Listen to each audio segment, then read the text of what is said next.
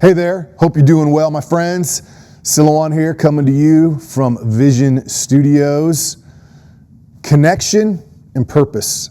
I want to talk a little bit about those two things and how they relate to PTSD, depression, mental fitness, connection and purpose. What I see a lot of men and women do when they're suffering from depression or PTSD, or they're just not where they want to be in life, they tend to chase a lot of quick answers. They tend to approach life like it's a broken bone or it's cancer or something. And if I just get my bones set, and if I just take the right drug or the right med, everything's going to be okay. And unfortunately, the system kind of allows them to do it because the system is very narrowly focused. You have this criteria. If you have this criteria, you do this therapy, you take this drug, and then you have these outcomes. And it's really based upon, do we minimize these criteria? What it doesn't do is look at the core reasons that lead to that. And besides trauma and bad things in life, because everybody suffers trauma and bad things in life, what are the primary factors that something bad happens to me and my life goes off the rails, and something bad happens to somebody else and they overcome it, or they learn from it, or they grow from it? And it's primarily because of two things: connection and purpose. Now, connection could be one close friend. Connection could be a family. Connection could be a large group of people. There's a lot of ways to be connected. Think of it like a church. Some people want to go to the mega church with 5,000 people and a rock band on stage. And some people want to go to a church in their house. And some people want to go to the church with 100 people down the corner that's been there for 150 years. And everything in between. It doesn't really matter which one you go to as long as you feel home and connected there. It could be coffee with a friend. And here's why. Because so much of mental health, anxiety, depression are things that we keep locked in our head, that we keep locked away. And the tighter grip we take hold on them, the tighter that grip is, the more pressure builds, the scarier they become, and the harder it is to unpack it. And the scarier that it may become, and the more the pressure builds, the more we're impacted by the anxiety, by the depression, by the hypervigilance, whatever it may be. And the idea of unpacking it becomes even scarier because you're trying to hold it in. And you're like, what happens if I let it out? But you need to let it out. And the sooner you let it out, the better. Well, if you are regularly connected with somebody, okay, there's a lot more likely over that cup of coffee, watching a football game, going for a walk, you're going to unpack it. They're going to see something going on and you're going to go, that is why.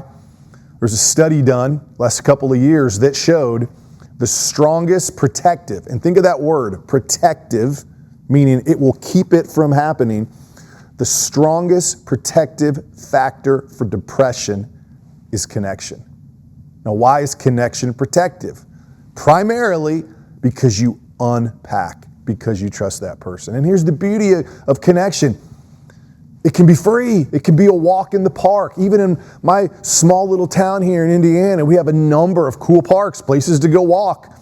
Heck, we had a free concert the other night with this guy, Andy Fracas in the UN. Never heard of him. Beautiful park, free. You could have went with a friend, had a beer, danced, got a little crazy. Okay, it would protect you from the bad things. It's not hard. And then the second part of that I brought up, purpose. Another study recently done showed that after any kind of critical life event, the number one factor to growing from that, recovering from that, is purpose. Purpose, something that's going to move you forward. The two of those go hand in hand. Okay, but before life is hard, if you're connected and you've got people that when the hard things happen, you can unpack, it's going to lower your risk of that impacting you. And secondly, if it does, purpose is what's going to move you forward. Now, what can purpose be? That's another thing. Just like connection, if you do it right, it's fun. Purpose is fun. Being passionate about being a parent, about being a girlfriend or boyfriend or partner, being passionate about your job, being passionate about your faith and then living it. You know, if you want an antidote for what ails you, get up early and do that thing you love. Work out, take some video, put something up on Instagram if that's what you do.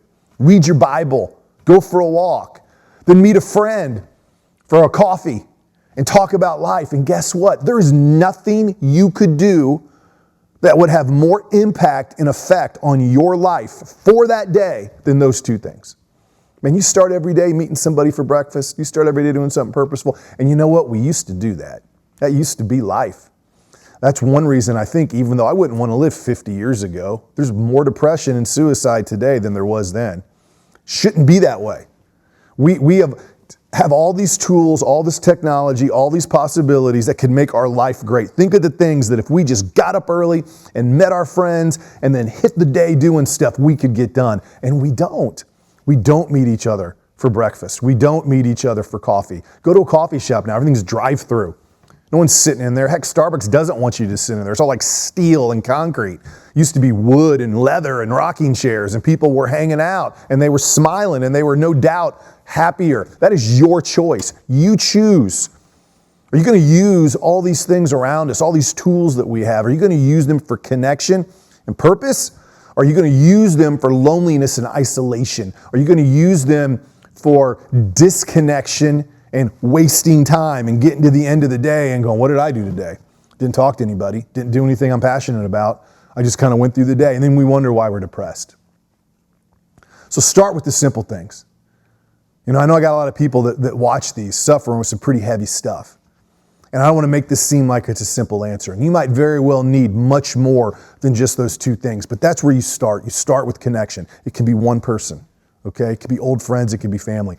Just get together. Make yourself get together. Make yourself pick up that phone, shoot a text. Hey, I haven't seen you for a while, Joe. Let's meet for some coffee. And just sit there and listen. And then think about the things that you're passionate about. Think about the things that you're happy about. Going for a walk, going to a football game, baseball game, going to a concert, going to some live event, and then make it a habit. Make it your non-negotiable. Make it, I'm going to do this if I can every day. My opinion, every day you should do something that connects you to another human being and that you're passionate about, even if it's only 5 minutes. That's it. It's simple, but it's hard. It might mean changing habits, but this is an awesome world that we live in with amazing possibilities and amazing people, all different backgrounds, all different mindsets, all of which you can learn from, you can help, you can connect with. So get up and connect.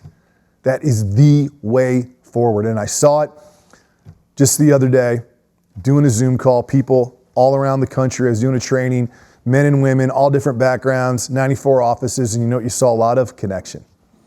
You know, you talk to people about what's important to them. You know what they bring up? Family, going for walks, all these things I'm talking about. You know that's what you need to be doing.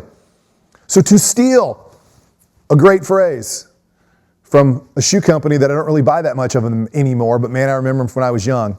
Just do it. Peace.